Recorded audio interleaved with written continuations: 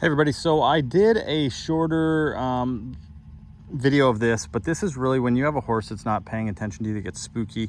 Really, it comes down to safety and how good they feel with you. So this is a horse that can get really nervous, even though he's a high level event horse. We're working through this with him, and he's an absolutely fantastic horse. But you look at those ears, and you see he's focused on something up top now.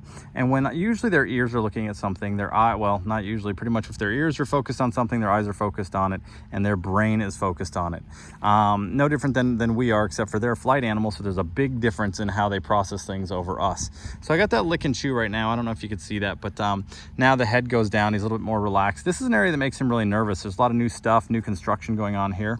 And if I get those ears facing forward, I don't care if, like, I'll use like a kiss or something, not to give an aid to trot or canter. So if you use that aid to trot or canter to go forward, you're gonna have to come up with something different. I just want to get my horse's ears to come back to me. Even if it's one ear, they can move those ears 180 degrees.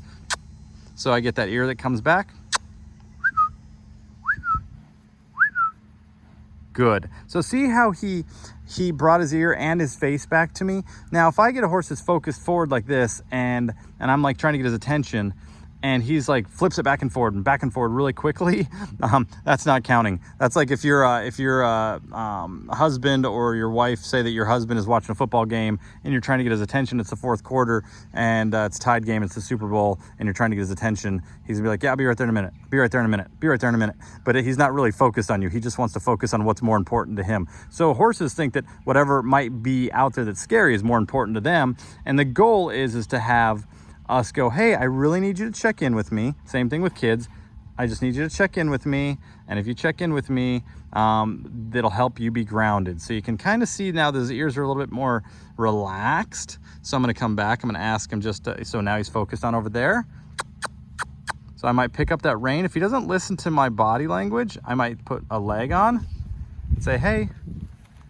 Because what you're going to find is when you have horses, they might be great movers. And I was talking to someone about this in the barn today. My horse is amazing until, okay? And there's always that until.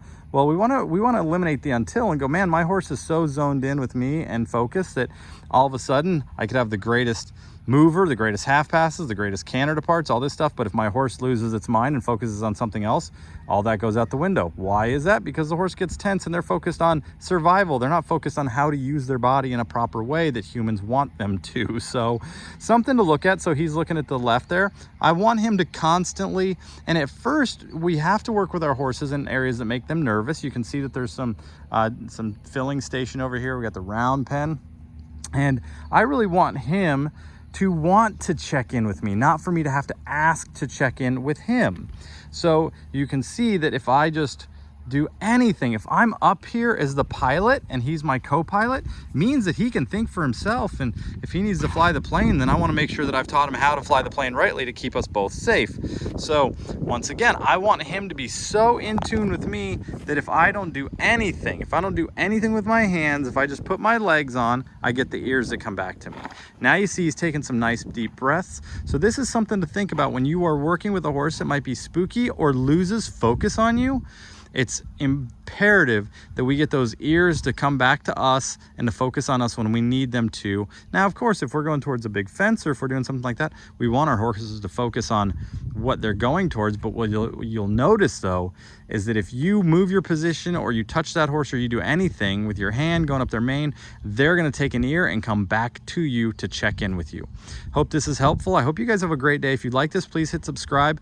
Having you subscribe and like the videos helps us to produce more videos, and hope you have a great relationship with your horse and building a great foundation. Take care.